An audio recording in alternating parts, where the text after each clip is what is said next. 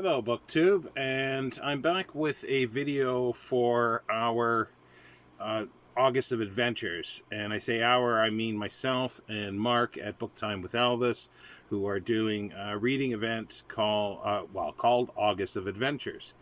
And we are doing 5 specific books, or 4 books reading, and possibly 5 for the month if we have time. We are reading Treasure Island the first week, Lost World the second week, Tarzan the third week, uh, King Solomon's Mine the fourth week, King Solomon's Mines the fourth week, and possibly Robinson Crusoe the fifth week at the end of the month.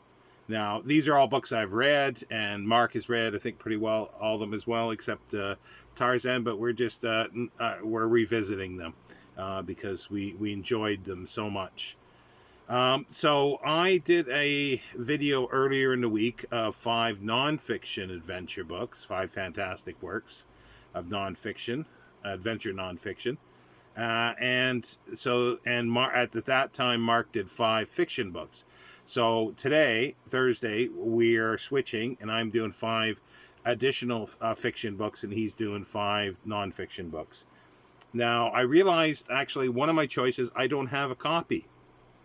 I don't know why I don't have a copy of this book, but I don't.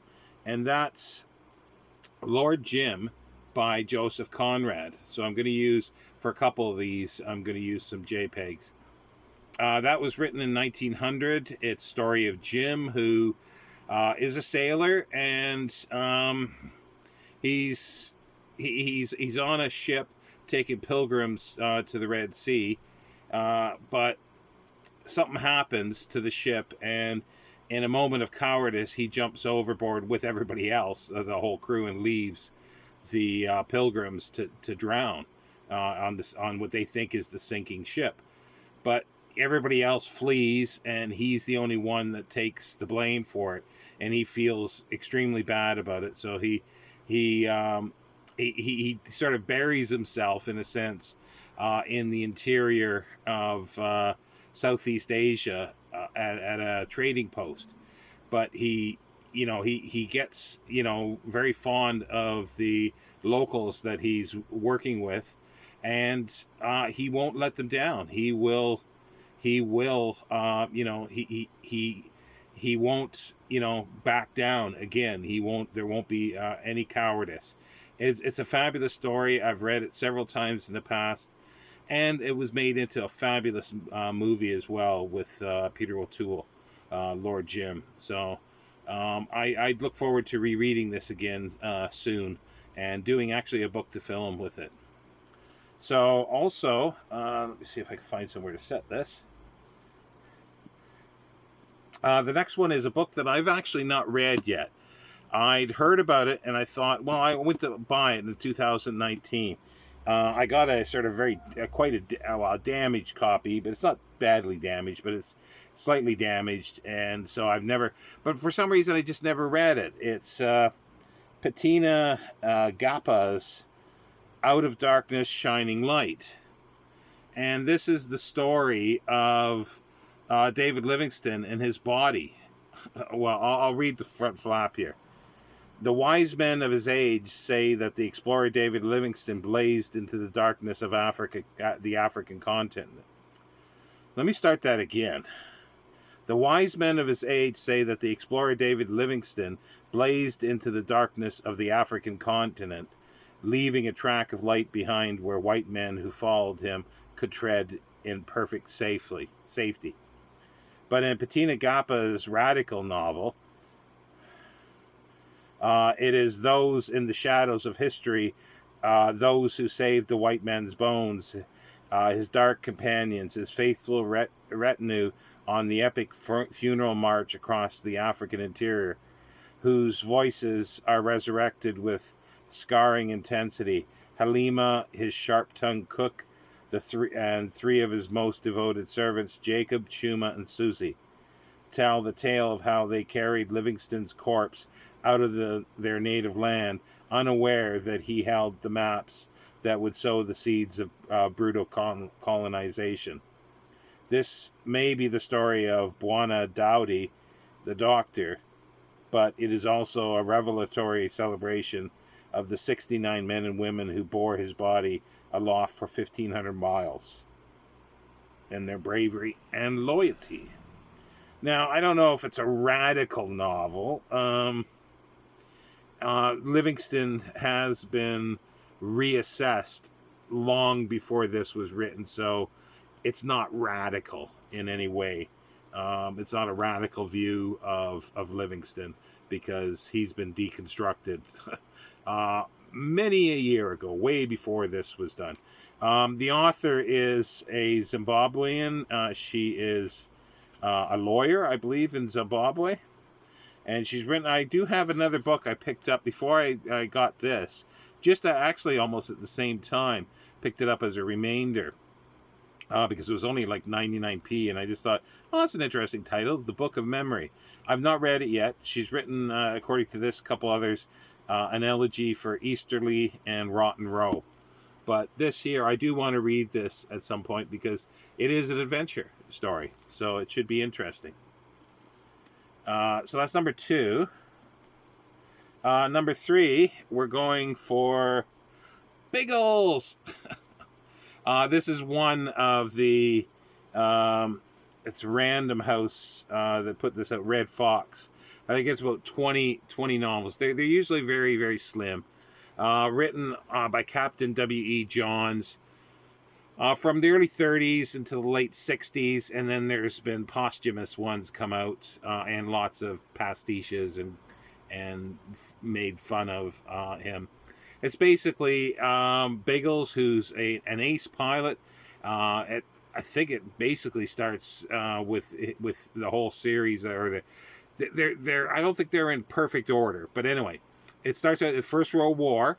So it's his exploits during First World War and a few other characters, and then in interwar years he's sort of a commercial pilot, a pilot for hire, and then they take him. Johns takes him into Second World War, and then even post Second World War, he becomes, I think, part of a flying police force. And they're fun reads. They're, they do, the continuity isn't the greatest. There's almost 100 books. So any one, I just grabbed this off the shelf. There's about 20 of these, I think, that the Red Fox did. I have about 15 of them. I don't know if they're still in print, but you could find these around because there were so many printed. They're just fun reads. They're short. They're about 200 pages. And you can knock one of these off in an afternoon, and I always found them enjoyable. So that's number 3. Number 4 is a series of books. There were 6 that were written. The first one in 2010. I've got the list here. Yeah, The Strange Affair of Spring-Heeled Jack. It's by Mark Hodder. And Spring-Heeled Jack is from the Penny Dreadfuls, the Penny Bloods during the 19th century. It's a character that sort of menaced London, that apparently had springs on his heels and could jump tall buildings, that type of thing. So Mark Hodder's taken it. There's an alternate history. It's late 19th century, mostly in London. But it's steampunk. There's a whole raft of characters, but the main characters are Sir Richard Francis Burton and I always get his name. It's Algernon Charles Swinburne, the poet. And they team up together to have adventures.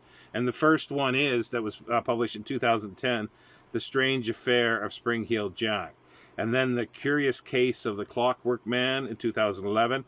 And then my favorite, actually, is Expedition to the Mountains of the Moon in 2012.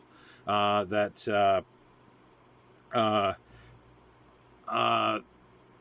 Burton retraces the steps to that he went with John Hanning speak to the search of the source of the Nile.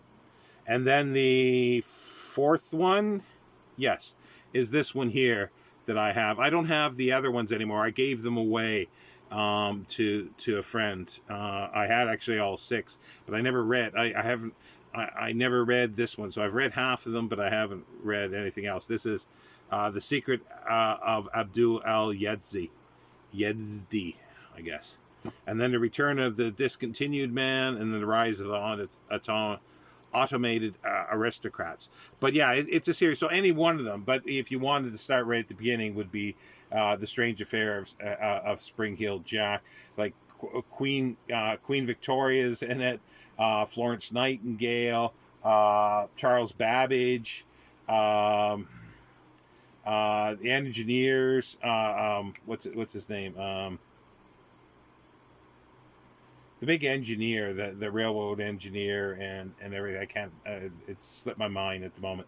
But yeah, there's all these characters in there. But it's steampunk, so there's a lot of steam, and they actually have electricity, and they have locomotive engines, all sorts of stuff. Well, which they normally would, but it's quite cool, and I really enjoy them.